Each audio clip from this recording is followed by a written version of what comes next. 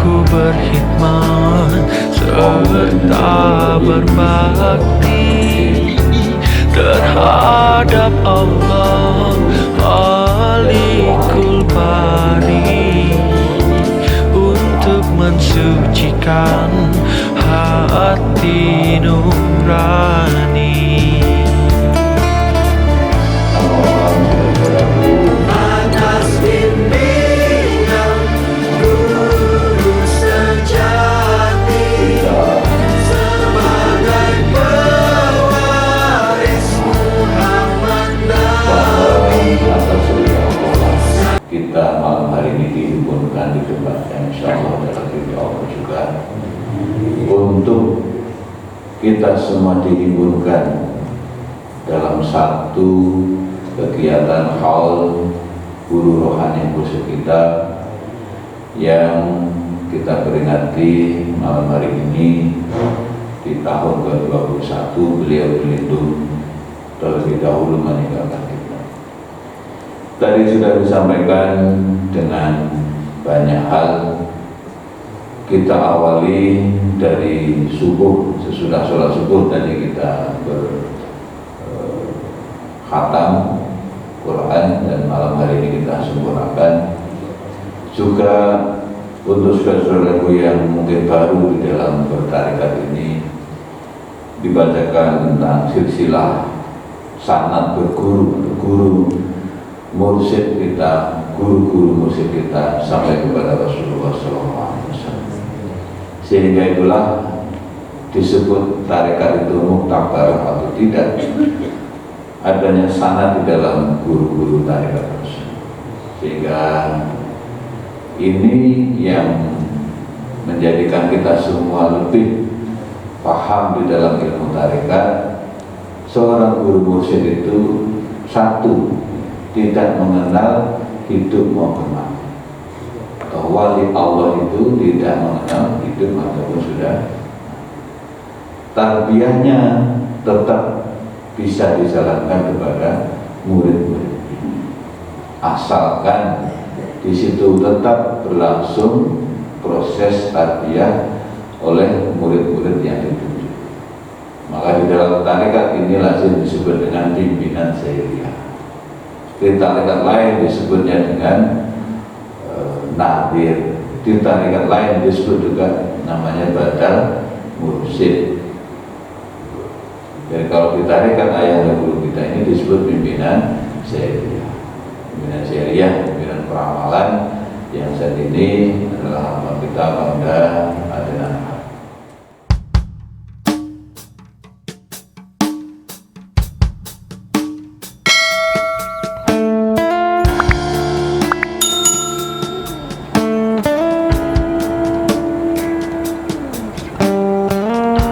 Bismillahirrahmanirrahim. Riwayat yang mulia Profesor Dr. Haji Sayyidina Amirul Yahya Muhammad Al-Khalidi, yang kami muliakan dengan sebutan Yang Mulia Ayahanda Guru, dilahirkan di Pangkalan Berandan, Sumatera Utara pada hari Rabu tanggal 20 Juni 1917 bertepatan dengan tanggal 30 Sya'ban 1335 Hijriah, dari seorang ibu yang bernama Siti Daud Siregar. Ayah beliau bernama Sultan Sori Awang Harahap, seorang pegawai perminyakan Belanda, Batavia Petroleum Maskapai BPM di Pangkalan Berandan, yang berasal dari kampung Cikarang Karang, Padang Sidempuan. Beliau dilahirkan dari keluarga Islamis religius. Nenek beliau dari pihak ayah dan nenek beliau dari pihak ibu adalah dua orang syekh tarekat, yaitu Syekh Yahya dari pihak ayah dari kerajaan Cikarang Karang, Padang Sidempuan, Tapanuli Selatan, dan Syekh Abdul Manan dari pihak ibu dari kerajaan Sikirot Godan Tapanuli Selatan. Keluarga ini selalu dikunjungi oleh para syekh pada zaman itu.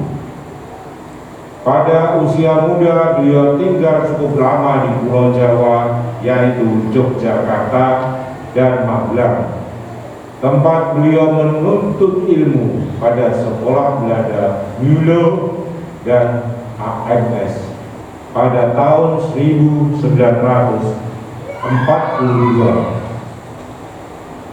Beliau menyelesaikan pendidikan tinggi di negeri Belanda. Beliau kembali ke tanah air dan mempelajari ilmu tasawuf dari para guru besar ahli sufi. Langkah pengabdian agung beliau dalam tarekat Naqsabandiyah Khalidiyah pun mulai tercatat dengan tinta emas. Beliau mengenal tarekat Naqsabandiyah Khalidiyah sejak tahun 1943 melalui seorang khalifah dari Syekh Syahbuddin Aiulibung Tapanuli Selatan. Pada waktu masa penjajahan Jepang, namun pada waktu itu beliau belum mendalaminya. Pada tahun 1947, beliau hadir di rumah murid Syekh Muhammad Hashim Buayan, Bukit Tinggi, Sumatera Barat. Pada waktu itu akan dimulai pelaksanaan zikir atau tawajuh yang dipimpin oleh Syekh Muhammad Hashim.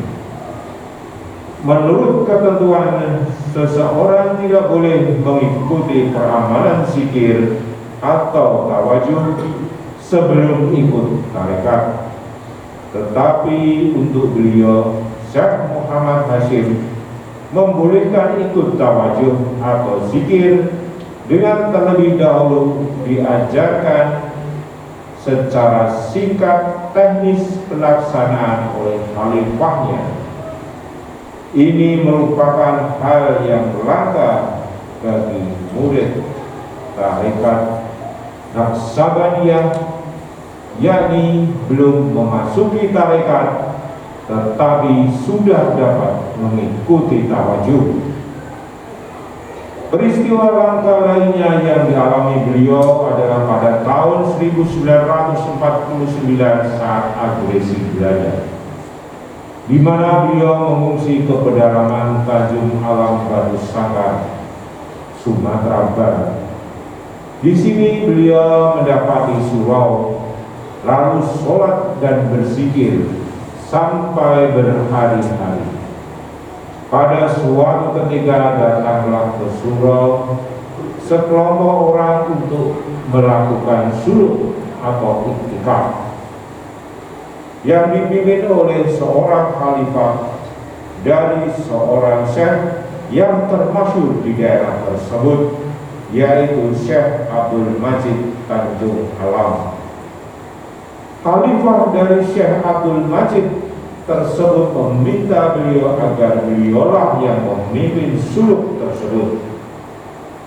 Pada mulanya beliau menolak, tetapi setelah berkonsultasi selanjutnya beliau bersedia dengan syarat harus ada izin dari Syekh Muhammad Hashim, guru beliau. Lalu khalifah tersebut secara batin minta izin dahulu kepada Syekh Muhammad Hashim. Setelah ada izin, barulah beliau memimpin suluk. Jadi beliau belum pernah suluk, tetapi memimpin suluk. Setelah kejadian itu, beliau menemui Syekh Abdul Majid untuk meminta suluk. Kemudian mereka melakukan suluk bersama. Setelah suluk berakhir, beliau dianugerahi suatu ijazah yang isinya sangat memberikan kemuliaan pada beliau. Beliau yang masih muda dan tidak memiliki apa-apa merasa tidak berhak menerima kemuliaan itu. Tetapi Syekh Abdul Majid mengatakan hal itu telah digariskan dari atas. Apalagi guru Syekh Abdul Majid pernah berkata bahwa beliau Syekh Abdul Majid suatu saat akan memberikan ijazah kepada seorang yang dicerdikkan oleh Allah Subhanahu wa Ta'ala. Selanjutnya Yang Mulia Ayahanda Guru menjumpai Syekh Muhammad Hashim untuk mempertanggungjawabkan kegiatan yang di luar prosedur tersebut dan sekaligus memohon suluk. Hal ini diperkenankan oleh Syekh Muhammad Hashim dengan langsung membuka suluk. Yang Mulia Ayahanda Guru sangat erat hatinya dengan guru beliau, Syekh Muhammad Hashim. Selama guru beliau hidup tahun 1950 sampai 1954, setiap minggu beliau ziarah kepadanya di Buayan. Setelah beliau Syekh Muhammad Hashim wafat, ziarah tetap dilanjutkan antara 1 sampai dengan 3 kali dalam setahun. Syekh Muhammad Hashim memberikan pujian tinggi kepada Yang Mulia Ayahanda Guru, antara lain dari segi ketakwaan, kualitas pribadi, dan kemampuan melaksanakan suluk sesuai dengan ketentuan akidah dan syariat Islam. Dalam ijazah beliau dicantumkan kata-kata guru dari orang-orang cerdik pandai. Beliau diberi izin untuk melaksanakan dan menyesuaikan segala ketentuan tarekat Naqsabandiyah Khalidiyah dengan kondisi zaman, sebab semua hakikat ilmu telah dilimpahkan gurunya kepada beliau.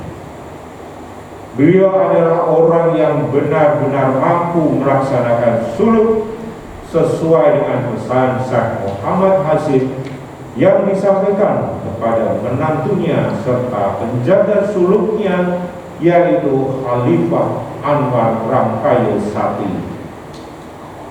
Sebagaimana pada awalnya, begitu pula pada akhirnya. Begitulah pada suatu saat kemudian tarekat Naqsabandiyah Khalidiyah dipaparkan secara keseluruhan oleh Syekh Syahbuddin kepada beliau. Syekh Syahbuddin pernah berkata kepada anak kandungnya yang menjaga suluknya, yaitu Syekh Husin, bahwa yang benar-benar dapat menegakkan suluk adalah Yang Mulia Ayahanda Guru pada tahun 1971.